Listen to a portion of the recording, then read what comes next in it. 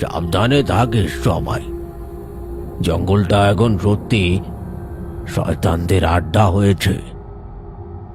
সবাই যখন এই আলোচনায় মশগুল, তখন হঠাৎ অপূর্ব নামের এক যুবক সেখানে এসে হাজির হল। অপূর্ব একজন ডাক্তারের কম্পাউন্ডার, বয়স ওই 22-23 বছর। রে অপূর্ব, এত রাতে কোথায় গিয়েছিলি?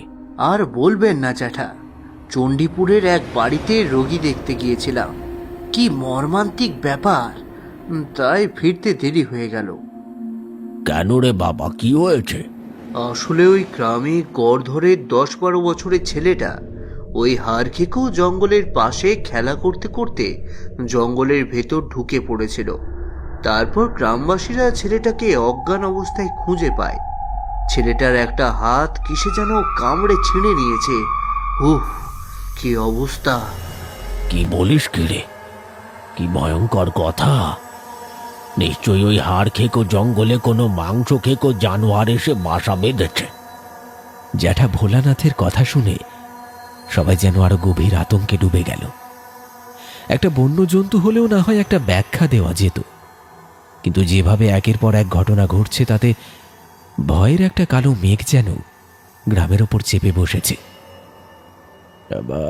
দাঁড়াও দাঁড়াও দাঁড়াও দাঁড়াও জ্যাঠা, তোমার মনে আছে কয়েক বছর আগে এই জঙ্গলের পাশে জমিদার বিশ্বনাথ রায়ের ওই বাড়িতে নিখোঁজ হয়েছিল সেই নিরপরাধ রামচরণের পরিবার? সে আর মনে করাস না। সে অভাগা রামচরণ ওই জমিদার বাড়ির জিনিসপত্র পাহারা দিত। রাতারাতি রামচরণ উধাও। হ্যাঁ, আর সেই সময় গুজব রটেছিল যে ওই জমিদার বাড়ির ভেতরে নাকি গুপ্তধন খুঁজতে এসে ওই রামচরণকে খুন করেছিল, আর তার প্রেতাত্মা ঘুরে বেড়াচ্ছে।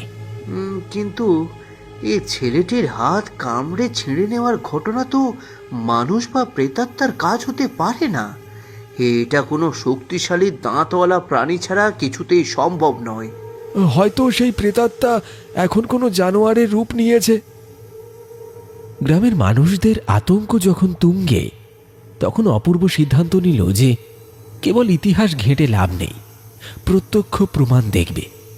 কিন্তু একা গেলে যদি কোনো বিপদ হয়, তাই সিদ্ধান্ত হলো অপূর্বর সঙ্গে গ্রামের দুজন সাহসী যুবক ওই জঙ্গলে যাবে পরিস্থিতি পর্যবেক্ষণ করতে। অপূর্ব, তোর সঙ্গে যাবে মনোজ আর ধীরেন। ওরা দুজনেই শিকারী, সাহস আছে। কিন্তু মনে রাখিস, তোরা শুধু দেখবি কোনোভাবে যেন জঙ্গলের গভীরে না যাস। আমি বুঝেছি কাকা, আমরা শুধু দূর থেকে দেখব জিনিসটা ঠিক কি আর কোথায় থাকে। আর হ্যাঁ অপূর্ব, এই যদি দেখিস এটা স্বাভাবিক কোনো জন্তু নয়, তবে এক মুহূর্ত দেরি করিস না, পালিয়ে চলে আসবি, বুঝেছিস?